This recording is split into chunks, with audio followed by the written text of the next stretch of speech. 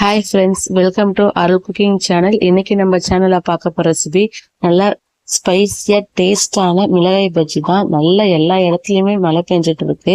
நிறைய பேருக்கு நல்லா மழை பெய்யும் போது சுட சுட பஜ்ஜி போண்டா இந்த மாதிரி சாப்பிட்றது ரொம்ப பிடிக்கும். டீ கடையில் செய்கிற மாதிரியே எப்படி வீட்டில் செய்யறதுன்றத ஒரு சில சீக்ரெட் நான் இன்னைக்கு சொல்ல போகிறேன். அதுக்கு முன்னாடி நீங்கள் என்னோட சேனலை சப்ஸ்கிரைப் பண்ணாமல் இருந்தால் ப்ளீஸ் சப்ஸ்கிரைப் பண்ணுங்க. பக்கத்தில் இருக்கிற பெல் பட்டனையும் கிளிக் பண்ணுங்க.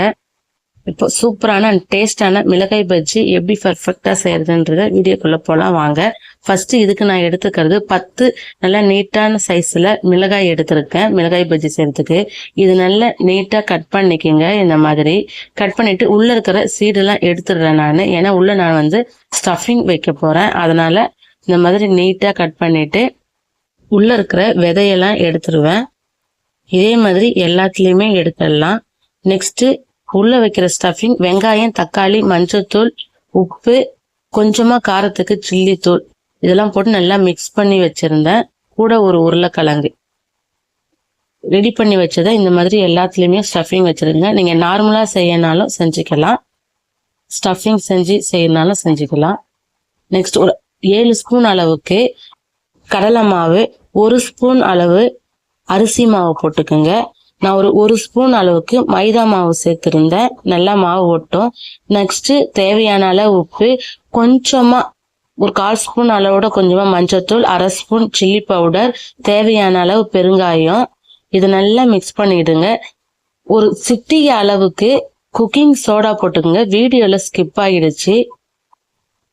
நல்லா மிக்ஸ் பண்ணிட்டு அதுக்கப்புறமா தண்ணி ஊற்றி திருப்பியும் மிக்ஸ் பண்ணுங்க. ரொம்ப தண்ணியா மிக்ஸ் பண்ணக்கூடாது. நல்லா கட்டியா கரண்டியில நல்லா ஒட்டுற அளவுக்கு மிக்ஸ் பண்ணுங்க.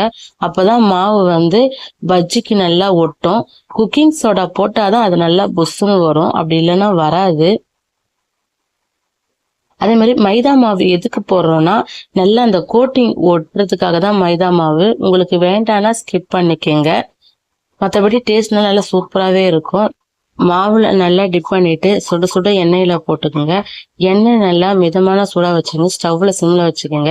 ஒரு பக்கம் நல்லா குக் ஆனதும் இன்னொரு பக்கமும் திருப்பி போட்டுட்டு இந்த ஸ்டேஜ்ல எடுத்துக்கோங்க. இதே மாதிரி மற்றதையும் நல்லா எண்ணெயில போட்டு பொரிச்சு எடுத்துக்கலாம். அவ்வளவுதான், ஒரு சூப்பரான டேஸ்டான மிளகாய் பஜ்ஜி ரெடி.